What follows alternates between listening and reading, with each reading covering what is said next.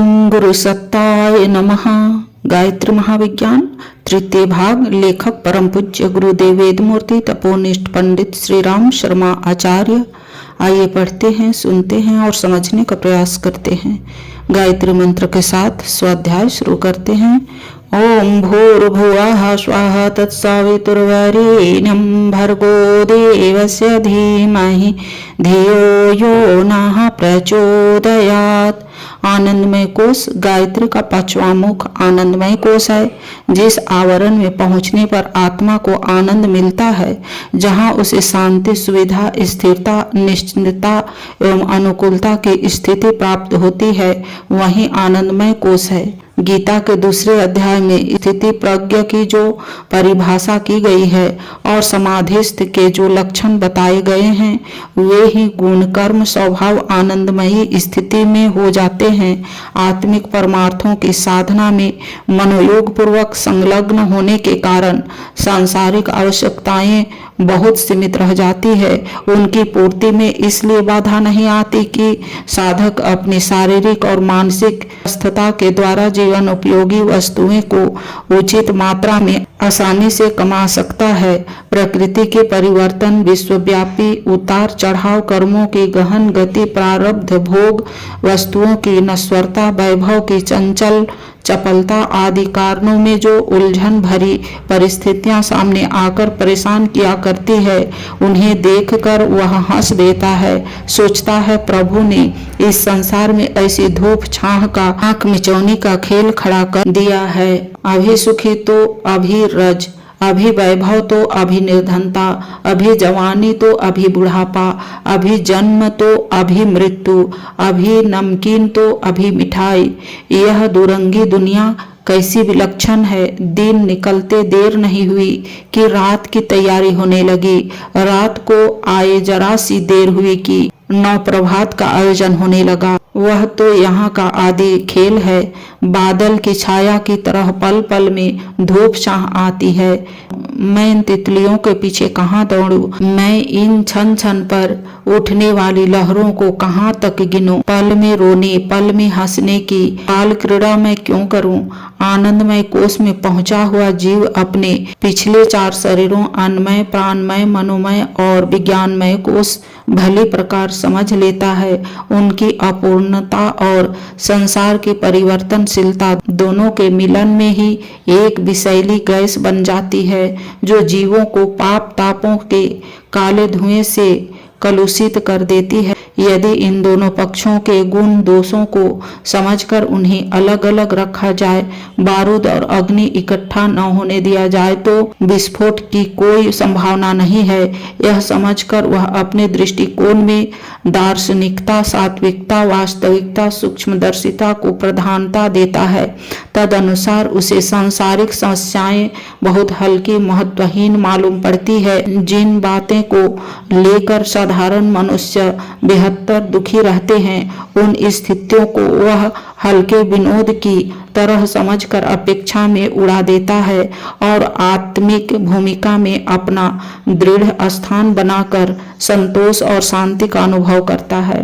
गीता के दूसरे अध्याय में भगवान कृष्ण ने बताया है कि स्थिति प्रज्ञ मनुष्य अपने भीतर की आत्म स्थिति में रमन करता है, सुख दुख में समान रहता है, न प्रिय से राग करता है, न अप्रिय से द्वेष करता है, इंद्रियों को इंद्रियों तक ही सीमित रहने देता है, उसका प्रभाव आत्म पर नहीं होने देता और कछुआ जैसे अपने अंगों को समेटकर अपने भीतर कर लेता है, वैसे ही वह अपनी कामनाओं और लालसाओं को संसार में न फैलाकर अपनी अंतः भूमिका में ही समेट लेता है। जिसकी मानसिक स्थिति ऐसी होती है, उसे योगी, ब्रह्मभूत, जीवन मुक्त या समाधिस्थ कहते हैं।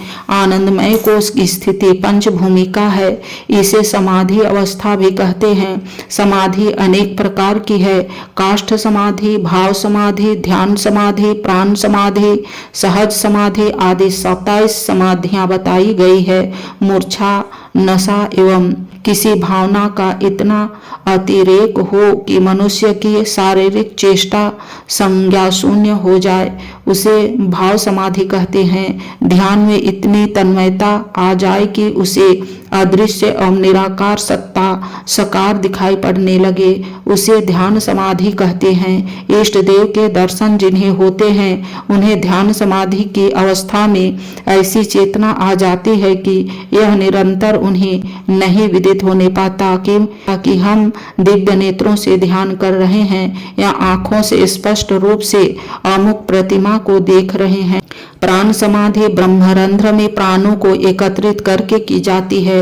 हठ योगी इसी समाधि द्वारा शरीर को बहुत समय तक मृत बनाकर भी जीवित रहते हैं। अपने आप को ब्रह्म में लीन होने का जिस अवस्था में बोध होता है उसे ब्रह्मा समाधि कहते हैं। इस प्रकार की 27 समाधियों में से वर्तमान देशकाल पात्र की स्थिति में सहज समाधि सुलभ और सुख साध्य है।